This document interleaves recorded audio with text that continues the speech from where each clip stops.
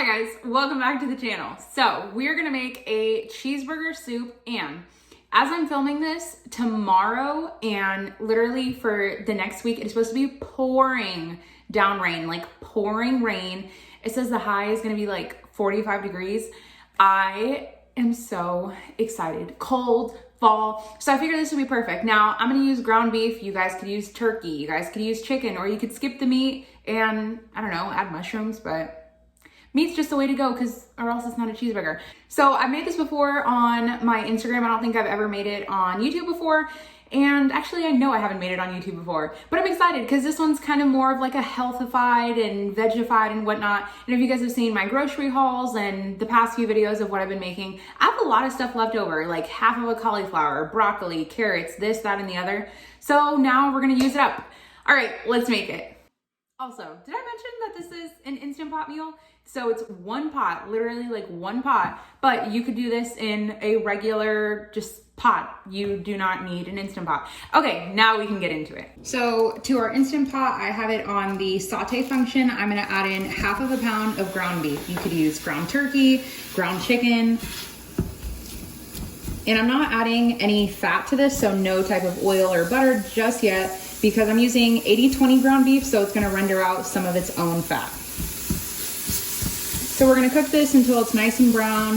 I'd say maybe 4 to 5 minutes. Now that the beef is nice and brown, we can take our slotted spoon because we wanna leave some of the fat in there to cook the veggies and help give it more of that meaty flavor. We're just gonna scrape all of this out.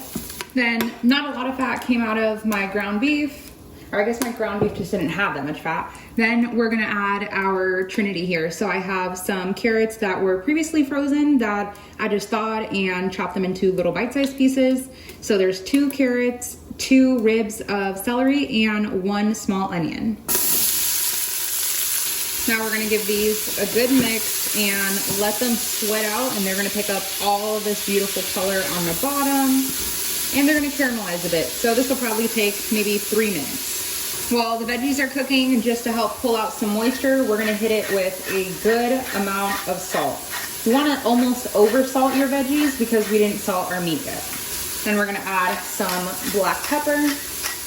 Then you can either add some garlic powder or fresh garlic. I'm just gonna do some garlic powder, about a hefty teaspoon.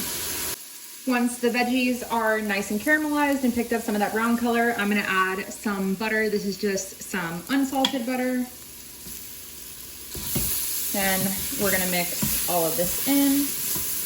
Once the butter is melted, then we're gonna add 2 tablespoons of some flour. If you don't have flour, you could also do cornstarch, but then I would only use about maybe 1 tablespoon. Then we're gonna give this a mix. So when you mix flour with butter, it creates a roux, and this is what gives you your thickening agent. You just wanna cook it out for about like 45 seconds, just to make sure you don't get any of that raw floury taste. Then to the veggies, we can add back in all of our meat. Mix that in as well. Then to this, we can add in our chicken broth. Mine was still frozen, but it's gonna melt, so that's fine.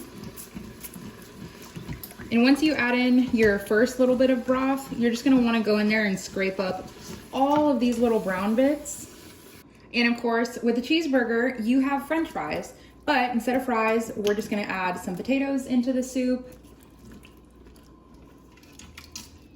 Once we pretty much have all of the ingredients in the soup, I'm gonna add some cauliflower, but I'm gonna add it in pretty big chunky pieces because you guys will see why in a little bit, and just kind of nestle them in, but I'm gonna try to keep them together in one spot. If they spread out, it's okay. I'd say it's about 1/4 of a cauliflower. You could also use frozen as well. Now that all the cauliflower is in there, we're just going to add the lid, seal it up, and put it on manual for 10 minutes.